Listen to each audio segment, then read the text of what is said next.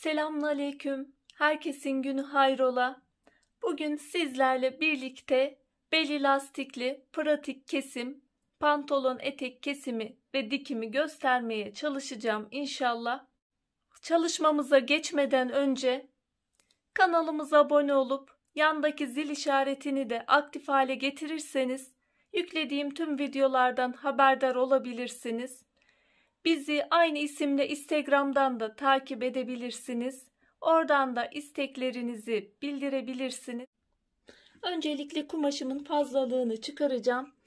Burada da şöyle küçük bir yöntem göstereceğim. Cetvelimin şuradaki kumaşla düz bir şekilde tutarsam direkt yukarıdan ölçü almama gerek kalmayacak. Bu şekilde düz bir çizgi elde etmiş olacağım.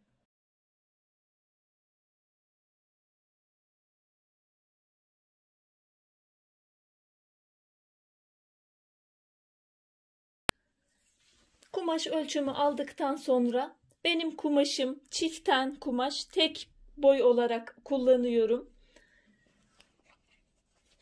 Öncelikle 2 kat yapıyorum. Sonra tekrar katlıyorum. 4 kat oluyor.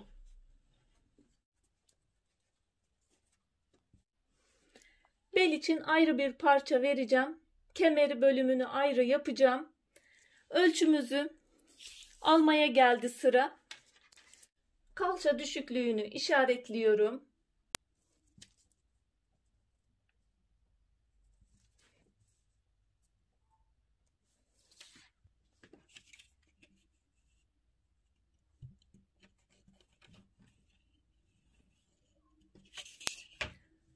Sonra ölçü alma şeklimiz, basen ölçüsünü alıyoruz. 4'e bölüyoruz. Çıkan sonuca artı 2 dikiş payı, isterseniz artı 2 de bolluk payı ekleyebilirsiniz. Ben burada basen ölçüsünü 120 aldım. 4'e böldüm 30. 2 santim bolluk payı, dikiş payı ekledim. 32. Şöyle belirliyorum. 11 santimde A oyuntusu yapıyorum. Yukarı doğru şöyle 8 santim olarak belirledim. Şuradan verdiğim ölçüden şuraya doğru bir oyuntu veriyorum. Normalde basen ölçüsüyle lastikli kıyafetlerde bel ölçüsünün aynı olması gerekiyor. Buradan 32 santim almıştım. Burada da 32 santim işaretliyorum. Oyuntuyu da verdikten sonra aşağı doğru isterseniz şöyle bir meyilde oyuntudan verebilirsiniz. Düz inmek isterseniz düz de inebilirsiniz. Şöyle hafif bir meyil vereceğim.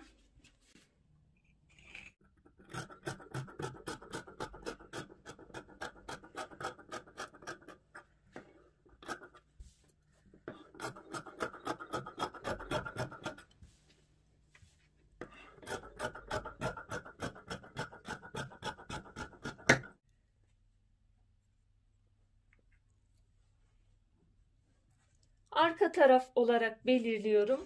Ön bedende biraz daha daraltmaya gidiyorum.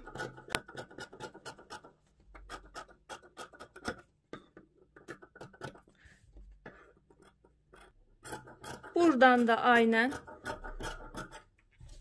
bu daraltmayı aşağı doğru sıfırlayacağım.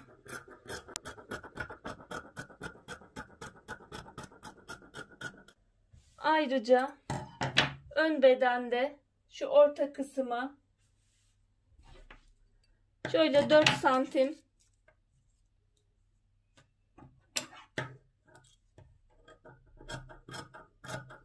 rahat giyilmesi için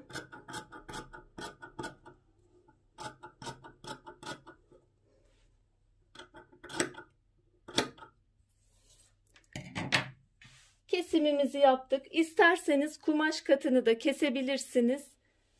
Ben kumaş kumaş katını ayırmayacağım. Öncelikle arka ağları ön ağlarının birleşimini yapıyoruz. Öncelikle belirttiğim, iğnelediğim yerleri, ağ bölümlerini dikiyorum.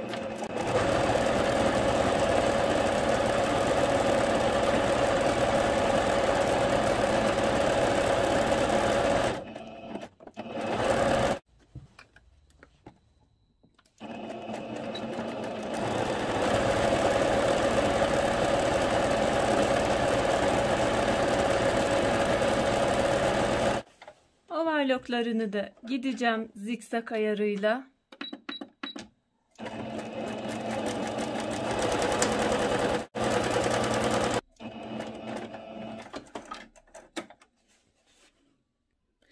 Ağ birleşimlerini de yaptıktan sonra şöyle açıyorum. Dikişi dikişe denk getirerek iğneliyorum.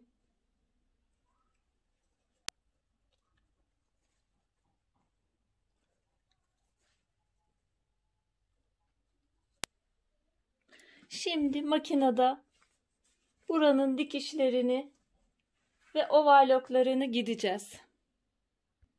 Burada dikkat etmemiz gereken dikişin dikişe gelmesi.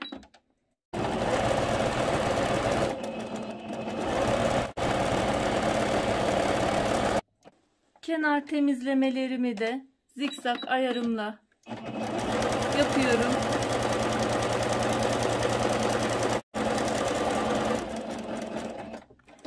Overlocklarımı da gittim.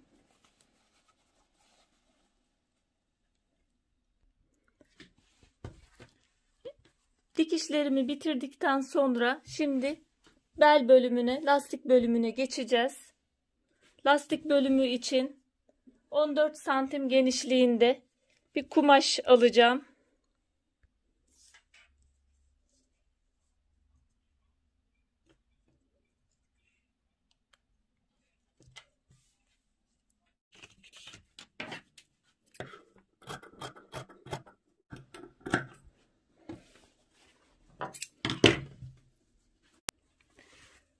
Uzunluğunu ise sağlamasını yapıyorum.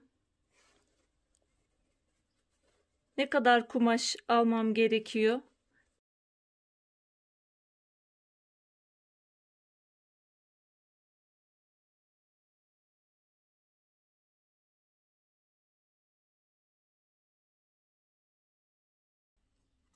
Şöyle bu kadar yeterli geliyor.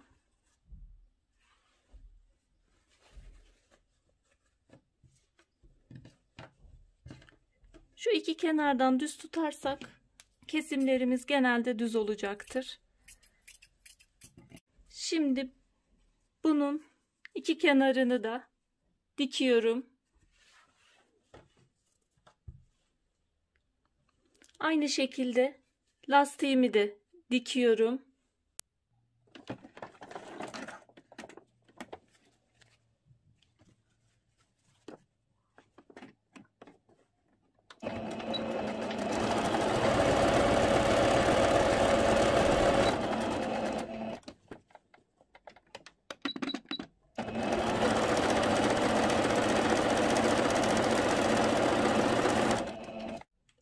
Pantolonda da, kemerde de, lastikte de dört kenarını işaretliyorum.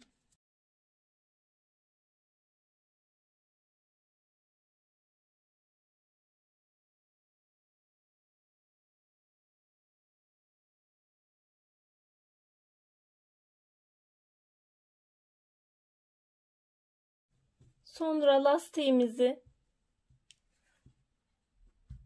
yerleştiriyorum.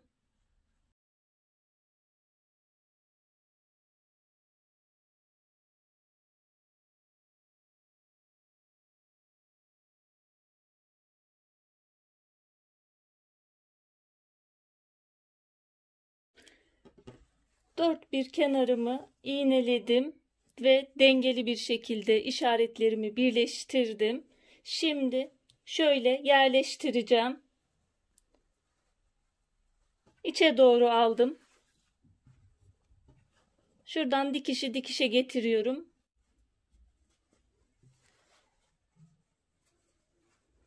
Belirlediğim noktaları bir tutuyorum.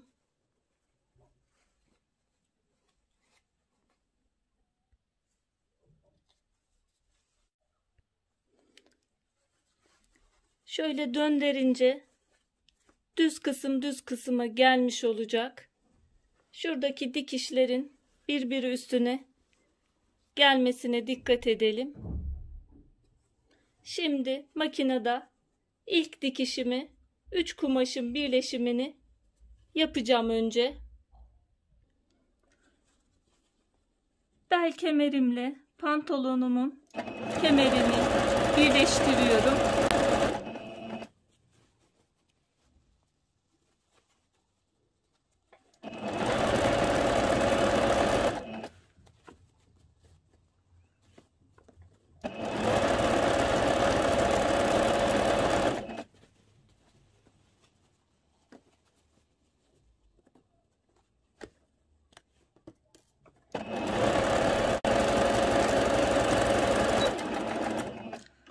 Overlock'la da temizliyorum.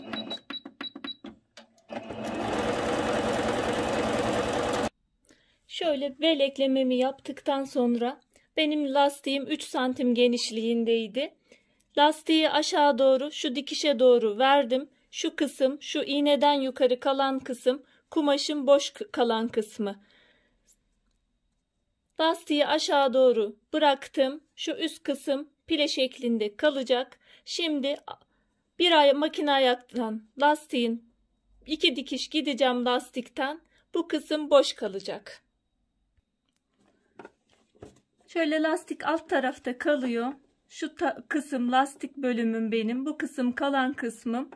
Zaten dört bir kenarını işaretlemiştim. İğneledim. Şöyle çektirerek ilk sıra lastiğimi dikiyorum.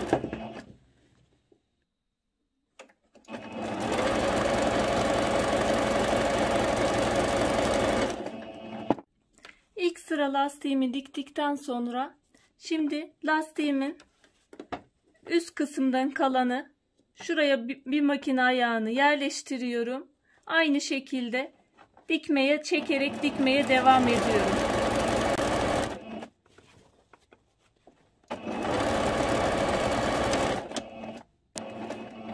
Lastik dikimini bitirdim. Şöyle bir belim yapımımız oluyor. Farklı. Biraz oyalıyor gibi ama güzel bir bel oluyor. Ayrıca bel için şöyle kemerde yapmayı düşünüyorum. Bir tanesini yaptım. Şu şekilde yapacağım. İsterseniz şuradan direkt dikin döndürün. Ben genellikle şu yöntemi kullanıyorum. Böylece dikeceğim burada olduğu gibi. İçeri doğru şöyle küçük bir kıvırma yapıyorum. Üst üste yerleştiriyorum ve dikiyorum.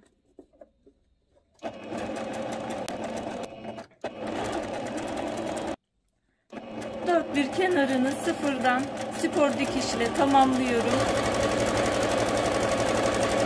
Şöyle yan kenarlardan, iki kenardan, iki yandan şu şekilde dikiyorum.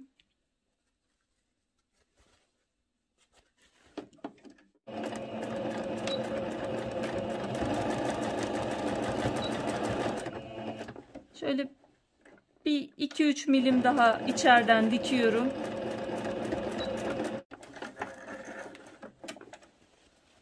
Şu şekilde diktim. Döndürünce şu şekil olacak. Eğer beli 2 parçadan yaparsanız içeri de yerleştirmiş olursunuz. Ama ben bel kumaşını tek parçadan yaptığım için biraz daha basite kaçtım. Bu şekilde yaptım. O şekilde yapabilirsiniz. Diğer tarafı da aynı şekilde yapıyorum. Bel kısmını bitirdim. Kemerini yaptım. Şimdi paça katlanmasına geliyor. Eğer boyunuzu belirledikten sonra şöyle 3'er santimde 3-6 santimde katlama yapabilirsiniz. 4 santimde yapabilirsiniz. Arzu ettiğiniz şekilde yapabilirsiniz. Ben şöyle 2'şer santim katlama yapacağım. Küçük bir kıvırma yapıyorum. Bir katlama yaptım. Bir daha katlama yapıyorum. Bu şekilde dikiyorum.